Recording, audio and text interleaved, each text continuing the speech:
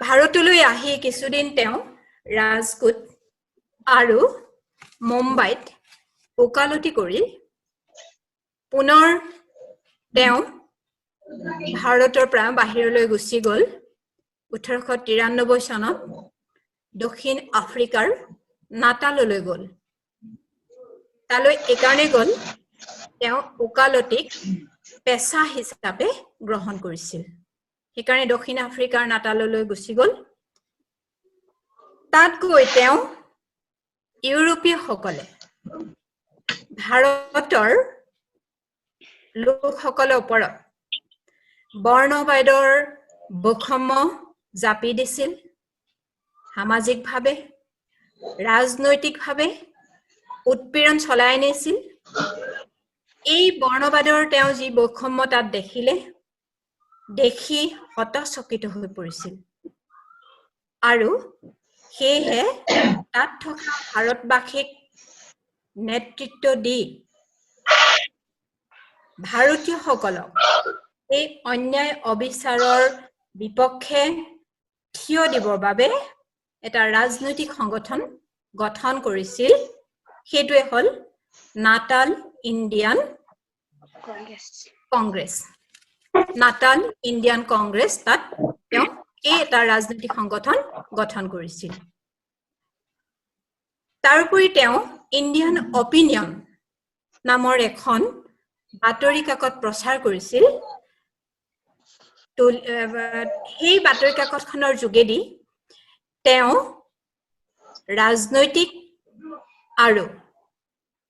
ৰাজনৈতিক শিক্ষা আৰু সজাগ আৰু সচেতন কৰি তুলিবৰ কাৰণে তেওঁ যথেষ্টখিনি যত্ন কৰিছিল আৰু তেওঁ কি কৰিলে সেয়েহে এটা বৰ্ণ বৈষম্যবাদৰ বিৰুদ্ধে এটা সংগ্ৰাম তেওঁ চলাই নিয়াৰ সংকল্প লৈছিল এতিয়া পৰীক্ষাত প্ৰশ্ন হয় যে নাটাল ইণ্ডিয়ান কংগ্ৰেছনো কি বা ইণ্ডিয়ান অপিনিয়ন কি কোনে গঠন কৰিছিল বা কোনে কিয় প্ৰচাৰ কৰিছিল এই সম্পৰ্কেটো প্ৰশ্ন হয় অৱশ্যে তেওঁ এই সময়ছোৱাতে যি প্ৰতিবাদী কাৰ্যসূচী গ্ৰহণ কৰিছিল তাত তেওঁ সত্যাগ্ৰহ হিচাপে অহিংসা এপাত অস্ত্ৰ হিচাপে তেওঁ তাত গ্ৰহণ কৰিছিল এতিয়া ৰাজনৈতিক বা সামাজিকভাৱে ভাৰতীয়সকলৰ ওপৰত ইউৰোপীয়ানসকলে যি অবিচাৰ চলাইছিল তেনে অবিচাৰৰ দুটামান আমি কথা ক'ব পাৰো যে ট্ৰান্সভেল প্ৰদেশত কি কৰিছিল যে আমাৰ ভাৰতীয়সকলক প্ৰৱেশ নিষিদ্ধ কৰি আইন প্ৰস্তুত কৰি থৈছিল তাৰোপৰি তাত এনে এটা নিয়ম বান্ধি হৈছিল যে ভাৰতীয়সকলে বিবাহ কৰিবলৈ যাওঁতে পঞ্জীয়ন কৰাটো বাধ্যতামূলক কৰিছিল আৰু বিবাহ খ্ৰীষ্ট্ৰ ধৰ্মীয় নীতি নিয়ম মতেহে কৰিব লাগিব এইটো বাধ্যতামূলক কৰিছিল গতিকে এই প্ৰথাৰ প্ৰতিবাদ কৰিবলৈ গান্ধীজীয়ে সত্যাগ্ৰহ আন্দোলন আৰম্ভ কৰিছিল আৰু তাৰ বাবে তেওঁ 9 মাহৰ বাবে কাৰাবাস খাটিবলগীয়াও হৈছিল অৱশ্যে চৰকাৰে পাছত তেওঁ কাৰাগাৰৰ পৰা মুকলি কৰি দিছিল আৰু এখন আইন প্ৰণয়ন কৰি লৈছিল ইণ্ডিয়ান ৰিলিফ এক্ট এই আইনখন প্ৰণয়ন কৰিছিল আৰু তাৰ যোগেদি কি কৰিব বিচাৰিছিল যে ভাৰতীয়সকলৰ বিভিন্ন সমস্যা মোকাবিলা কৰিবলৈ তেওঁ আচলতে তেওঁ কৰা দাবী তাত সফলতা লাভ কৰিছিল গতিকে ভাৰতীয়সকলৰ সন্মান লাভকাৰী এই আইনৰ বিৰুদ্ধে কৰা গান্ধীজীৰ সংগ্ৰামেই হ'ল সত্যাগ্ৰহ আন্দোলন আৰু এই আন্দোলন আচলতে জনপ্ৰিয় হৈ পৰিছিল দক্ষিণ আফ্ৰিকাত গান্ধীজীৰ ৰাজনৈতিক কৰ্মৰাজি তেওঁক এজন কৰ্মঠ আৰু দক্ষ আদৰ্শবাদী নেতা হিচাপে প্ৰতিষ্ঠিত কৰিছিল আৰু এনে ভাৱমূৰ্তি লৈয়ে তেওঁ 1915 চনত দক্ষিণ আফ্ৰিকাৰ পৰা ভাৰতবৰ্ষলৈ ঘূৰি আহিছিল ইতিমধ্যে গোটেই বিশ্বজুৰি 1914 চনত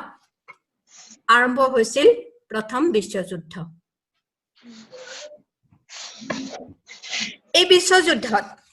ব্ৰিটেইন আমেৰিকা আৰু ফ্ৰান্স মিত্ৰ শক্তিয়ে ভাৰতীয় জাতীয়তাবাদী সকলক প্ৰতিশ্ৰুতি দিছিল যে যদিহে ভাৰতবাসীয়ে ব্ৰিটিছ মিত্ৰ শক্তিক সমৰ্থন জনায় তেতিয়াহলে যুদ্ধৰ শেষত ভাৰতক স্বাধীনতা আৰু জাতীয় স্বনিয়ন্ত্ৰণ প্ৰদান কৰা হ'ব আৰু সেই আশাকে লৈ ভাৰতীয় জাতীয়তাবাদী সকলে বিশ্বযুদ্ধত মিত্ৰ শক্তিক নৈতিক সমৰ্থন আগবঢ়ালে কিন্তু 1918 চনত বিশ্বযুদ্ধত মিত্ৰ শক্তিয়ে জয়লাভ কৰিলে কিন্তু ভাৰতক দিয়া প্ৰতিশ্ৰুতি পালন কৰাত অকনো আগ্ৰহ নেদেখুৱালে তেওঁলোকে ভাৰতক দিয়া প্ৰতিশ্ৰুতি ৰক্ষা কৰি ঔপনিৱেশিক শাসন উৰ পেলোৱাৰ প্ৰতি অকনো আগ্ৰহ নেদেখুৱালে ফলত ব্ৰিটিছৰ এনে মনোবৃত্তিয়ে জাতীয়তাবাদী সকলক বাৰুকৈ ক্ষুণ্ণ কৰিলে ব্ৰিটিছ শাসনৰ প্ৰতি ব্ৰিটিছসকলৰ প্ৰতি মোহভংগ ঘটালে আৰু পৰাধীন জাতিবোৰৰ মাজত নিৰাশাৰ সৃষ্টি হ'ল 1917 চনত ৰুছ বিপ্লৱ সংঘটিত হ'ল এই বিপ্লৱে ভাৰতীয় জাতীয়তাবাদী চেতনাৰ উত্থানত উল্লেখযোগ্য প্ৰভাৱ পেলালে আৰু ভাৰতৰ স্বাধীনতাকামী জনসাধাৰণক উজ্জীৱিত কৰি তুলিলে এনে সময়তে ভাৰতৰ ইতিহাসত আহি পৰিল মহাত্মা গান্ধীৰ আগমন ঘটিল 1915 চনত তেওঁ দক্ষিণ আফ্ৰিকাৰ পৰা ঘূৰি আহি গান্ধীজীয়ে 1917-18 চনত ভাৰতবৰ্ষৰ চম্পাৰণ আহমেদাবাদ আৰু খেৰাত সংঘটিত তিনিটা বিবাদ সমাধানৰ ক্ষেত্ৰত তেওঁ জড়িত হৈ পৰে আৰু তাত দেখুওৱা দক্ষতাৰ বাবে গোটেই ভাৰতবৰ্ষতে তেওঁ এজন প্ৰভাৱশালী ৰাজনৈতিক নেতা হিচাপে স্বীকৃতি লাভ কৰে তেওঁ জাতীয় আন্দোলনক কেৱল সত্যাগ্ৰহ আৰু অহিংসাৰ আদৰ্শেৰে প্ৰেৰণা দিয়া নাছিল তাৰ লগে লগে ব্ৰিটিছ সকলকো দেশখন এৰি যাবলৈ বাধ্য কৰিছিল এনেকৈ তেওঁ ভাৰতৰ স্বাধীনতা সংগ্ৰামত এজন দক্ষ ৰাজনৈতিক নেতা হিচাপে স্বীকৃতি লাভ কৰিছিল আৰু ভাৰতৰ স্বাধীনতা মহাসংগ্ৰামত তেওঁ মাইলৰ খুঁটি হিচাপে তেওঁৰ উত্থান আৰম্ভ হৈছিল ছাত্ৰ ছাত্ৰীসকল তোমালোকে এতিয়া গম পালা যে মহাত্মা গান্ধী ভাৰতৰ স্বাধীনতাৰ মহাসংগ্ৰামৰ প্ৰথম খোজ কেনেকৈ আচলতে পেলালে যাৰ যোগেদি মহাত্মা গান্ধী ভাৰতৰ আজিও জাতিৰ পিতা হিচাপে স্বীকৃতি লাভ কৰি আছে আমি আজি প্ৰথম পইণ্টৰ মূল কথাখিনি তোমালোকে বুজি পাইছা চাগে বুজি পালানে নাই বাৰু বুজি পাইছানে পাইছা ইয়াত সম্ভাব্য কিছুমান প্ৰশ্ন হয় এই প্ৰশ্নখিনি মই পাছত দি দিম এতিয়া যিখিনি পৰীক্ষা ভিত্তিক হয় আৰু এনে সকলো কথা জানাটো উচিত যে পৰীক্ষা ভিত্তিক যিবিলাক প্ৰশ্ন হয় সেইখিনি আমি পাছত আলোচনা কৰিম তেনেহলে আমি আজি আলোচনাৰ দ্বিতীয় পইণ্টলৈ গৈছো দ্বিতীয় বিষয়টোলৈ গৈছো দ্বিতীয় বিষয়টো আছিল সত্যাগ্ৰহ এতিয়া আমি প্ৰথম পইণ্টটোত সত্যাগ্ৰহ শব্দটোৰ কথা বাৰে বাৰে উচ্চাৰণ কৰিলো কইলোনে কাৰণ মহাত্মা গান্ধীয়ে পোনপ্ৰথমে দক্ষিণ আফ্ৰিকাতে কি কৰিছিল সত্যাগ্ৰহ শব্দটোৰ প্ৰয়োগ কৰিছিল সত্যাগ্ৰহ প্ৰয়োগ কৰিছিল ক'ত কৰিছিল দক্ষিণ আফ্ৰিকাৰ নাটালত ভাৰতীয়সকলৰ ওপৰত যেতিয়া ইউৰোপিয়ান সকলে কি কৰিছিলে বৰ্ণবাদৰ বৈষম্য জাপি দিছিল এই অবিচাৰ সামাজিক অত্যাচাৰ বন্ধ কৰাৰ ক্ষেত্ৰত গান্ধীজীয়ে সত্যাগ্ৰহক প্ৰয়োগ কৰিছিল মানে আৰু এই সত্যাগ্ৰহৰ মূল অস্ত্ৰ হিচাপে তেওঁ লৈছিলে গ্ৰহণ কৰিছিলে কি অহিংসা কাকো হিংসা নকৰা এই অস্ত্ৰপাত তেওঁ প্ৰয়োগ কৰিছিল হবনে ইয়াৰ পাছত তেনেহলে আমি সত্যাগ্ৰহনো কি গান্ধীজীৰ দৃষ্টিত সত্যাগ্ৰহ কি এই বিষয়ে আলোচনা কৰো সত্যাগ্ৰহ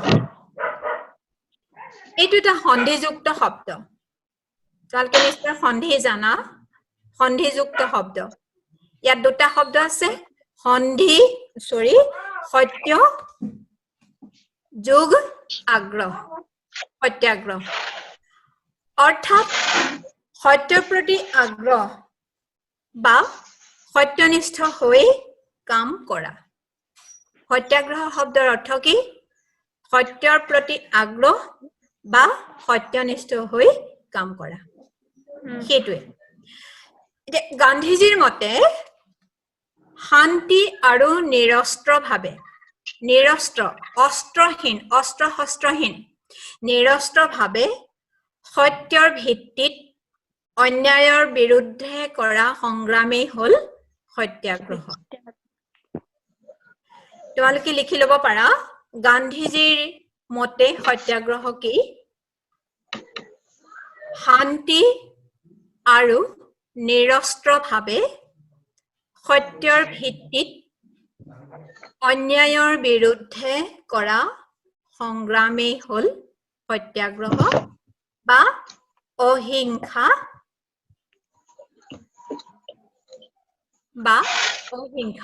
বোলে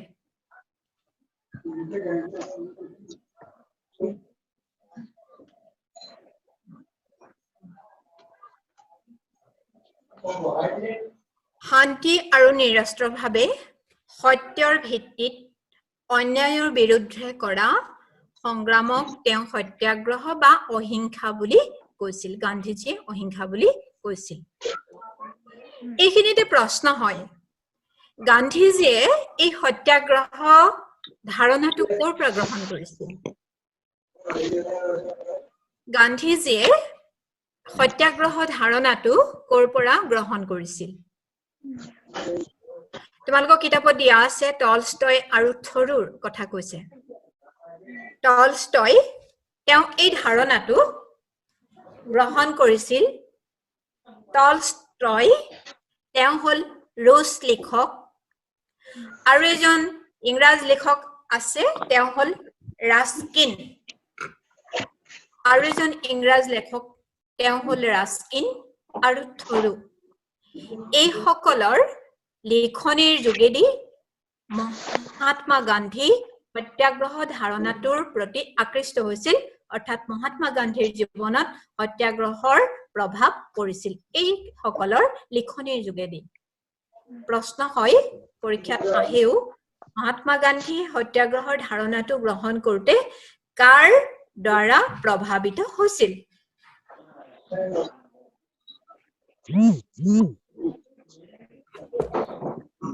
মহাত্মা গান্ধীয়ে সত্যাগ্ৰহৰ ধাৰণাটো গ্ৰহণ কৰোতে কাৰ দ্বাৰা প্ৰভাৱিত হৈছিল কাৰ দ্বাৰা হৈছিল টলষ্টয় ৰুছ লেখক টলষ্টয় থৰু আৰু ইংৰাজ লেখক ৰাস্কিন এই সকলৰ ৰচনাৰ দ্বাৰা প্ৰভাৱিত হৈছিল ৰাস্কিন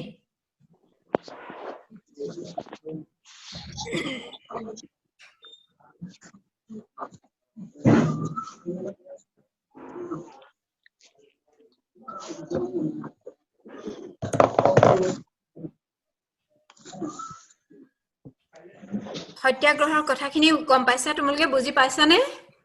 আকৌ ক'ব লাগিব নেকি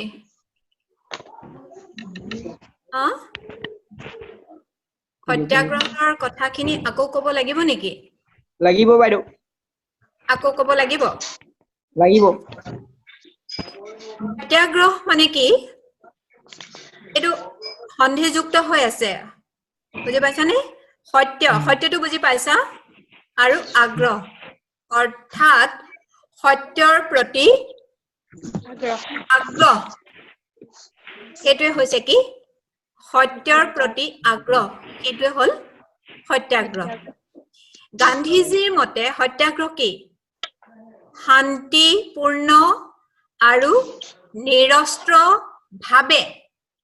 শান্তিপূৰ্ণ আৰু নিৰস্ত্ৰ ভাবে সত্যৰ ভিত্তিত কাৰ বিৰুদ্ধে যুঁজিব লাগিব অন্যায়ৰ বিৰুদ্ধে কৰা সংগ্ৰামেই হল সত্যাগ্ৰহ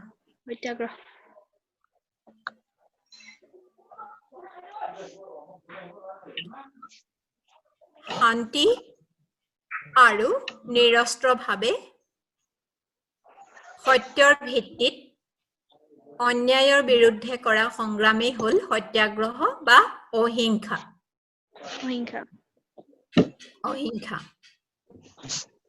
হলনে হল গান্ধীজীয়ে সত্যাগ্ৰহ ধাৰণাটো ক'ৰ পৰা লৈছিলে কাৰ লিখনিৰ দ্বাৰা প্ৰভাৱিত হৈ পেলাই তেওঁ এই ধাৰণাটো লৈছিল আমি কিতাপত জনৰ কথা কৈছো ৰুছ লিখক টলষ্টয় আৰু থৰু আৰু এজন আছে ইংৰাজ লেখক ৰাস্কিন ইংৰাজ লেখক ৰাস্কিনৰ যোগেদিও তেওঁ প্ৰভাৱিত হৈছিল হবনে ক্লাছ 10 ৰ কাৰণে পৰীক্ষা বেছ ইমানখিনি জানিলে হ'ব ঠিক আছে এতিয়া প্ৰশ্ন হয় গান্ধীজীয়ে প্ৰথম সত্যাগ্ৰহক ক'ত প্ৰয়োগ কৰিছিল আমি আগতে কৈছোৱে ক'ত প্ৰয়োগ কৰিছিল দক্ষিণ আফ্ৰিকাত প্ৰয়োগ কৰিছিল হলে দক্ষিণ আফ্ৰিকা আৰু তেওঁ যেতিয়া 1915 চনত ভাৰতলৈ ঘূৰি আহিলে 1915 চনত হয় নাই 15 চনত ঘূৰি আহিলে কিন্তু ঘূৰি আহি 1917 চনত তেতিয়া কি হল বিহাৰৰ চম্পাৰণ জিলা আহমেদাবাদ আৰু খেৰা এই তিনিটা বিবাদত তেওঁ সত্যাগ্ৰহ প্ৰয়োগ কৰিলে প্ৰথমে দক্ষিণ আফ্ৰিকাত কৰিলে আৰু ভাৰতত নিজৰ দেশত আহি ক'ত প্ৰথম প্ৰয়োগ কৰিলেহি প্ৰথমে কৰিলে চম্পাৰণত 1917 পৰা 18 বছৰটো কি কৰিলে তিনি ঠাইত প্ৰয়োগ কৰিছে প্ৰথম কৰিছে বিহাৰৰ চম্পাৰণ জিলাত তাৰ পিছতে একাদিক্ৰমে আহমেদাবাদ আৰু খেৰা তিনি ঠাইত তেওঁ প্ৰয়োগ কৰিলে আসলতে এই তিনি ঠাইত হৈছিল কি এই ঘটনা কি কোন তিনিটা ঘটনাত গান্ধীজীয়ে কি কৰিছিল সত্যাগ্ৰহ প্ৰয়োগ কৰিছিল এই ঘটনা কি আমি যদি চম্পাৰণত কি হৈছিল জানি লওঁ তাৰ আগতে চম্পাৰণত কি হৈছিল নীল খেতি কৰিছিল চম্পাৰণ জিলা এতিয়া নীল খেতি কৰোতে তাত কি হল নীল কৃষকসকলৰ ওপৰত ইংৰাজ মালিকসকলে অত্যাচাৰ আৰম্ভ কৰিছিল চম্পাৰণ জিলাৰ নীল কৃষকসকলৰ ওপৰত ইংৰাজ মালিকসকলে অত্যাচাৰ কৰিছিল আৰু সেই কথাটো যেতিয়া গান্ধীজীয়ে গম পাইছিল তেতিয়া সেই নীল কৃষকসকলৰ ওচৰলৈ গান্ধীজী গৈছিল অনুসন্ধানৰ কাৰণে গৈছিল আসলতে হৈছে কি সেই কথাটো জানিবৰ কাৰণে গান্ধীজী তালৈ গৈছিল তেতিয়া ব্ৰিটিছ চৰকাৰে লগে লগে গান্ধীজীক তাৰ পৰা উভতি যোৱাৰ জৰুৰী নিৰ্দেশ দিছিল গান্ধীজী কিন্তু উভতি যোৱা নাছিল বুজিছেনে এতিয়া গান্ধীজী নোযোৱাৰ বাবে তেওঁ কি কৰিলে তেওঁ যেহেতু অসন্মত হল গুচি যোৱাৰ তেতিয়া তেওঁ আটক কৰিলে আটক কৰি পেলাই কি কৰিলে যে কাৰাগাৰত হাজিৰ কৰিলে আদালতত তেওঁ হাজিৰ কৰিলে অৱশ্যে পাছত তেওঁ মুকলি কৰি দিলে আৰু নীল কৃষকসকলৰ অভিযোগ যিবিলাক আছিল সেই অভিযোগৰ বিষয়ে অনুসন্ধান কৰিবলৈ ব্ৰিটিছ চৰকাৰে এখন সমিতিও গঠন কৰি দিবলৈ বাধ্য হৈছিল গতিকে ভাৰতত তেওঁ নিৰস্ত্ৰভাৱে কৰিছে শান্তিপূৰ্ণভাৱে কৰিছে অহিংস পন্থাৰে কৰিছে হত্যাগ্ৰহ প্ৰথম কৰিছে গতিকে তেওঁ এই প্ৰথম পৰীক্ষাটোত তেওঁ কি হল সফল হল তাৰ পাছতে আহিলে আহমেদাবাদত কি হল তেওঁ কি কৰিছিলে যে কৃষক বস্ত্ৰ উদ্যোগৰ বস্ত্ৰ মালিকসকলৰ কি হল বঞ্চিত হৈছিল বস্ত্ৰ মিলত কাম কৰা শ্ৰমিকসকল বঞ্চিত হৈছিল গতিকে বঞ্চিত শ্ৰমিকসকলৰ কাষত থিয় দি মালিকসকলৰ বিপক্ষে তেওঁ কি কৰিছিলে সংগ্ৰাম কৰিছিল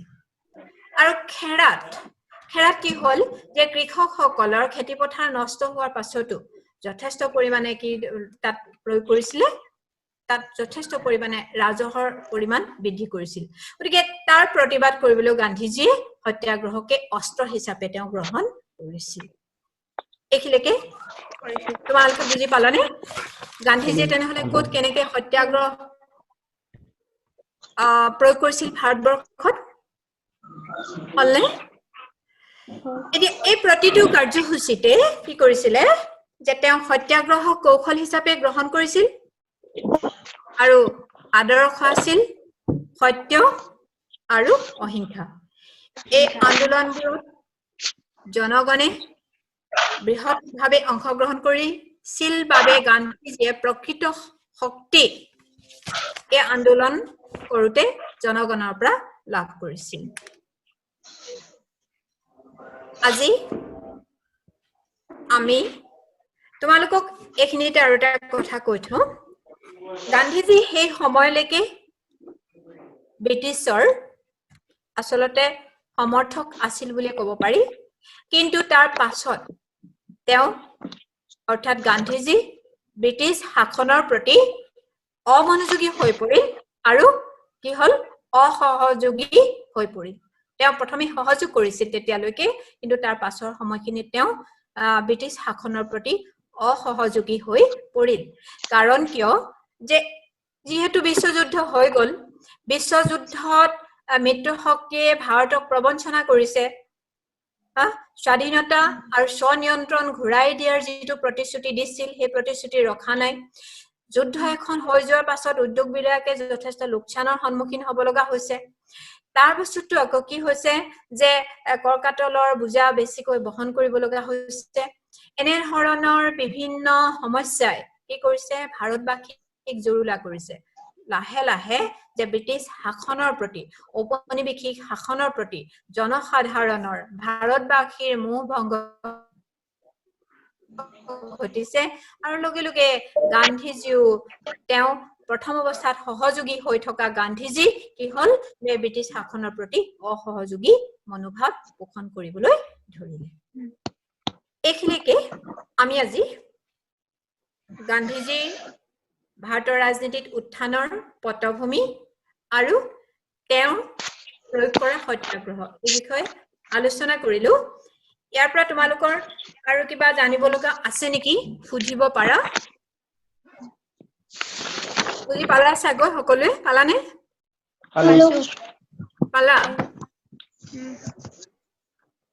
গান্ধীজী দক্ষিণ আফ্ৰিকালৈ কিয় গৈছিল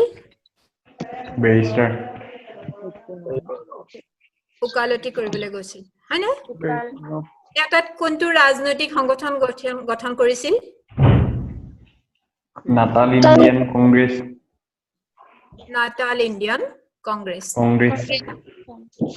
তাত তেওঁ কোনখন বাতৰি কাকত প্ৰচলন কৰিছিলে তেওঁ প্ৰচলন কৰা বাতৰি কাকতখনৰ নাম কি আছিলে তাত ইণ্ডিয়ান অপিনিয়ন হৈছে এতিয়া মই আৰু নতুন টপিক আজি আলোচনা নকৰো পাছত চাম যে তোমালোকক ঘৰত কৰিব কাৰণে প্ৰত্যেকে ঘৰতে আছা বাৰু তোমালোকক আজি পাঠৰ অন্তত হ'বলগীয়া 4টামান এছাইনমেন্ট হোমৱৰ্ক দিছো এইকেইটা লিখি ললে ভাল পাম প্ৰথমটো লিখা ভাৰতৰ স্বাধীনতা সংগ্ৰামত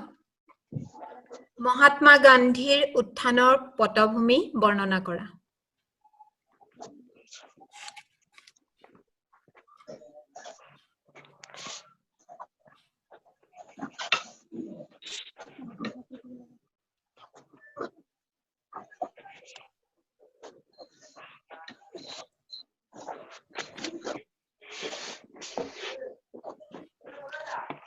সত্যাগ্ৰহ বুলিলে কি বুজা দ্বিতীয় প্ৰশ্নটো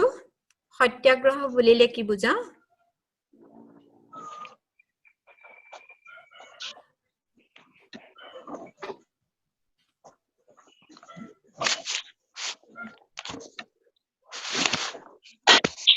কোন তিনিটা স্থানীয় বিবাদৰ ক্ষেত্ৰত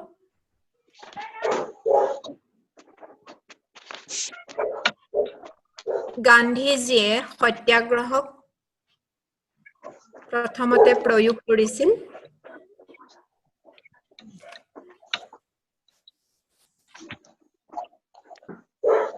এই তিনিটাৰ বিষয়ে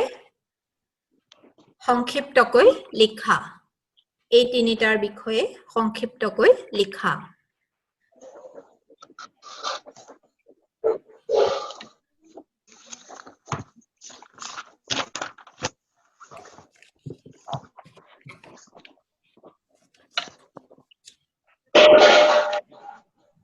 সত্যাগ্ৰহ শব্দটো প্ৰথমে গান্ধীজীয়ে ক'ত প্ৰয়োগ কৰিছিল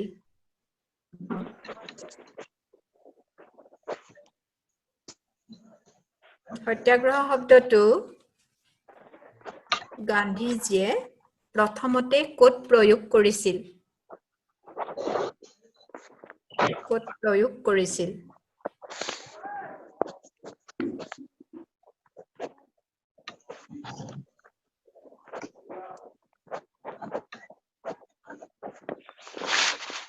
আৰু 4 নম্বৰ প্ৰশ্নটো দিছো গান্ধীজীয়ে সত্যাগ্ৰহৰ ধাৰণা গ্ৰহণ কৰোঁতে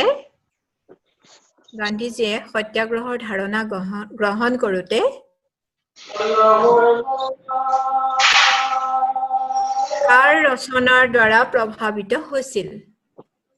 গান্ধীজীয়ে সত্যাগ্ৰহৰ ধাৰণা গ্ৰহণ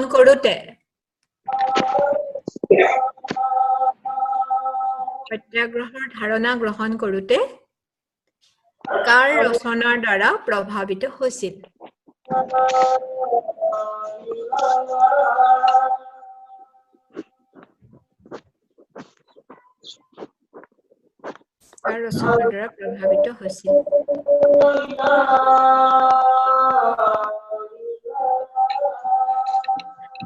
ছাত্ৰ-ছাত্ৰীসকল এইখিনিতে এটা কথা তোমালোকক কওঁ হেতু হৈছে কি আমাৰ আগৰ বছৰবিলাকৰ ছাত্ৰ-ছাত্ৰীসকলে এটা কথা বাৰে বাৰে ভুল কৰে হেতু হৈছে কি প্ৰশ্নটো ভালকে বুজি নলয় যে গান্ধীজীয়ে সত্যাগ্ৰহ শব্দটো প্ৰথমে ক'ত প্ৰয়োগ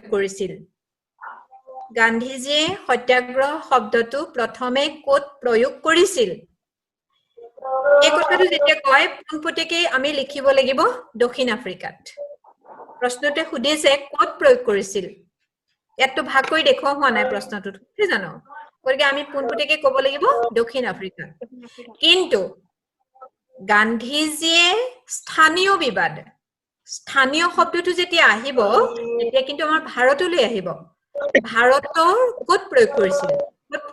কৰিছিল চম্পাৰণ আহমেদাবাদ আৰু খেৰা এই তিনি ঠাই আগতেও পৰা ভুলৰ ওপৰত মই তোমালোকক কথাখিনি কৈছো যে গান্ধীজী যদি প্ৰশ্নটো সুধে গান্ধীজীয়ে সত্যাগ্ৰহ শব্দটো প্ৰথমতে ক'ত প্ৰয়োগ কৰিছিল এই 1893 চনতে ক'ত কৰিছিলে দক্ষিণ আফ্ৰিকাত কৰিছিল হলনে হ'ল আজিলৈ তেনেহলে পাঠ ইমানতে সামৰো সকলোকে আজি সহযোগ কৰাৰ কাৰণে ধন্যবাদ জনাইছো